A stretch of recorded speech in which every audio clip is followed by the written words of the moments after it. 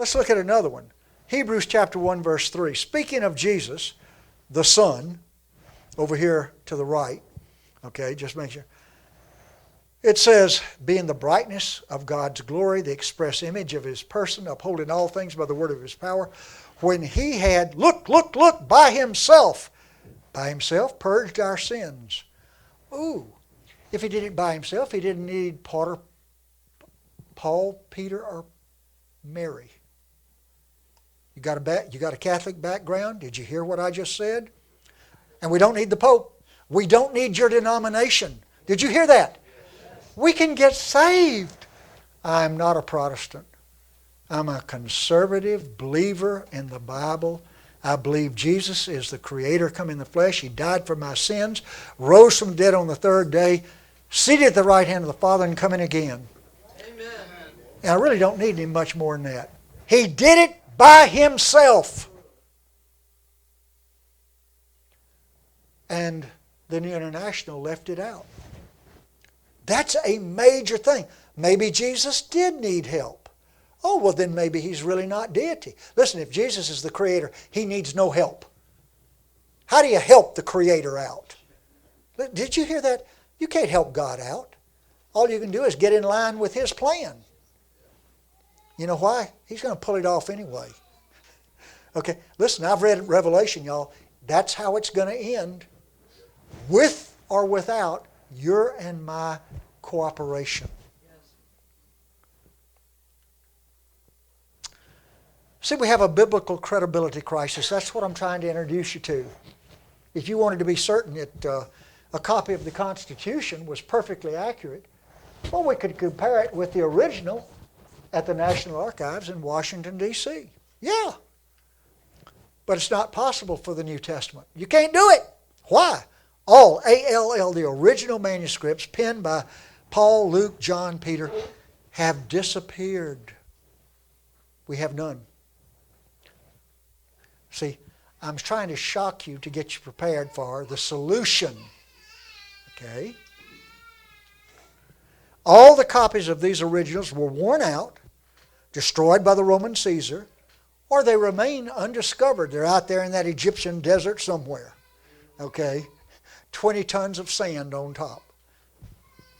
As a result of the discovery of some early manuscripts in the 19th century, questions began to arise over the original wording of the New Testament. Some differed significantly in many places from the traditional Greek text.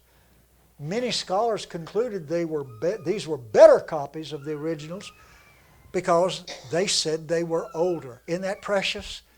They said they were older. That's kind of like saying the earth is a couple of billion years old, isn't it? Let me tell you, I know how to do it. Saw it done. It's all a lie. It's not even millions of years old. You say, how old do you think the earth is? Well, I can tell you. It's right at 6,000 years old. Where'd you get that? Out of the Bible math. The new approach led to Greek New Testament texts based largely on a minority of early manuscripts. The original manuscripts were hand-copied over and over again. Copies were made from various generations of copies so that numerous variant readings resulted. Listen, if I gave every one of you in here the Gospel of John, chapter 1, gave you a pad and a pencil and told you to copy it, when you got through, you would have some misspelled words, and you would leave out a word. Your eyes get tired. You'd leave a word out.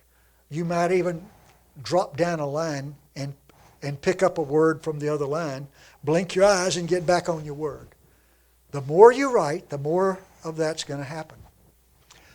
But we could recover precisely what we started with by comparing word for word, every one of them, because every one of you didn't misspell the same word. Right. Every one of you didn't leave the same word out or add a word. We could recover it precisely. Some were merely variations of spelling, others more serious. Additions of words or phrases.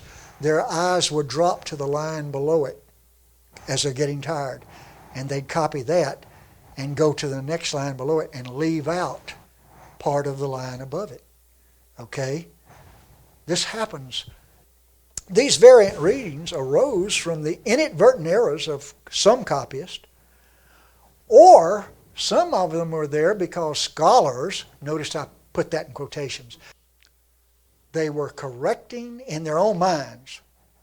Lloyd, listen to me, y'all. Here's a young man sitting right here. He went to a Baptist Bible college here in Texas, and he can tell you this is the kind of stuff they put over on him and his best friend. And the two of them, kids, 17, 18, 19 years old, stood against their professors and would not yield. Awesome. They would not yield. Yes. It's called commitment.